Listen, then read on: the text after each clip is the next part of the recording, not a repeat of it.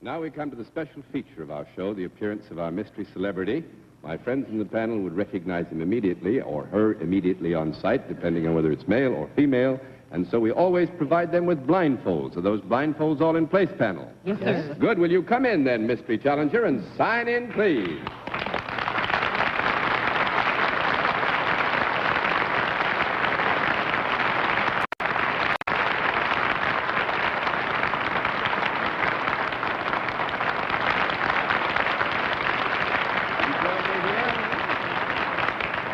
Now, panel, as you know, in the case of our mystery challenger, we always get right down to the general questioning, which in this case we will begin with Miss Dorothy Kilgallen. Are you accustomed to appearing before the public? Yes. Well. Are you in show business in any form? Yet. That's 1 down and 9 to go, Mr. Sir. Oh, was that a no? Yes. The question Sounded like a yep. specifically, are you in show business in any form? And it was niet. Yes. Are you in public life of any kind? No. That's 2 down and 8 to go, Miss Francis. You're not in public life, and all those people knew you. Well, we take public life here to mean government service or philanthropic service or something like that, I believe, Well, right? do a lot of people see you in whatever your job is? I hope so. Must be a flagpole sitter. Are you ever seen in any of the entertainment mediums? Yeah. Would you be considered a writer, perhaps? Difference of opinion. There's a difference of opinion, I guess, but he would be considered as a writer, yes, in part. Why not if he's been well? You would be considered a writer, but that would not be the thing that you are primarily known as? Boy, what a sentence. I don't blame you that for was waiting a to pip, answer. actually. You got me in trouble. I would say that our guest is known as a writer, but that... Also known as something else. That's right, yes.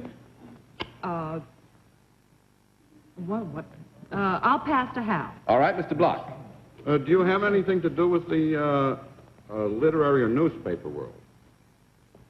No. That's 3 down and 7 to go, Miss Kilgallen. Is the other thing that you're known for something that you do before large crowds of people? You mean directly to large audiences? Is that what you're getting at, Miss Kilgallen? Well, I don't care if it's directly or indirectly. I was just trying to get some kind of a clue. I mean, is he accustomed to appearing before audiences, either on television or in a sports arena or any place else? Well, I would say, yeah, our guest is accustomed to appearing before audiences, yes. Do these audiences come to hear what he has to say, rather than see something that he has to do?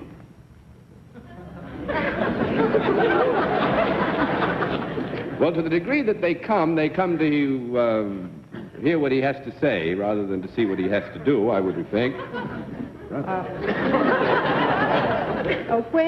When you are appearing before these people who have come to hear what you say, do you wear something besides ordinary street clothes? No. 4 down and 6 to go, Mr. Sip.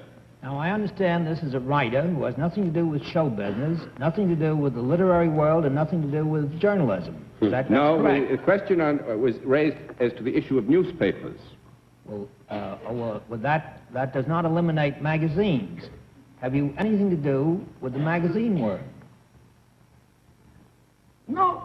5 down and 5 to go, Miss Francis. What does he write for? Maybe he's unemployed. You said that you did appear before audiences. There seemed to be some doubt when Dorothy said something about television. Are the audiences that you appear for are you on the screen when you appear before audiences? Are you on television? Yes. And you're not entertaining? Would you be considered entertaining? Would people listen to what you have to say? Oh, do you have anything to do with commentating? Yes. Just change character. Would you be considered, therefore, a commentator on the television? Yes. Now then, that Maybe it's voice, John how are we Daly. going to know? Will you be the kind of a commentator that might cover a political campaign? Yes. Were you seen at all during the elections? Yes. Was that the same fella? Same fellow. Well, let's see. Same fellow, natural voice. Who? Huh? Same fellow, natural voice. Well, the gentleman on my right, Mr. Bennett Cerf, just wonders if you are the same fellow that wrote, or rather recorded an album at one time of important historical events in history. A man that does a program now on Sundays, probably the most adult program seen on television, of wide interest all over. Are you Ed Murrow? Ed Murrow, is right.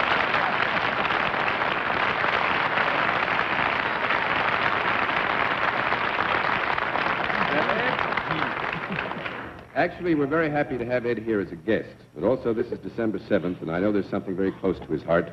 So we have a check made out to the Overseas Press Club Memorial Building Fund, Ed. I think this is a building fund and a memorial that our friends who are viewing at home would like to know something about. Will you like to share some news with them? Well, this is a very simple matter, which isn't really an appeal for funds, but rather an opportunity for a few people to share in a project. There were some 64 American war correspondents killed in the late war and in Korea. And those of us who were either more fortunate or less courageous determined that we should try to construct here in New York a memorial to those 64 men. This, we feel, is something that they would like. It is a curious fact, you know, that New York City is the only big city you can find in the world where there is no single place where correspondents, both those who are resident here, those who come in from abroad, those who come in from Minneapolis, Chicago, and so forth, can meet, discuss their common problems.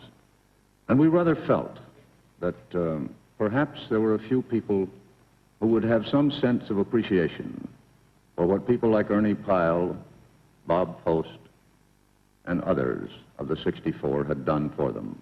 So we're engaged in the very simple process of raising some $300,000 in order to create this memorial for the war correspondents who didn't make it out of the last war. And I assume it will be all right, Mr. Daly, if I collect the checks from the members of the panel when I go out.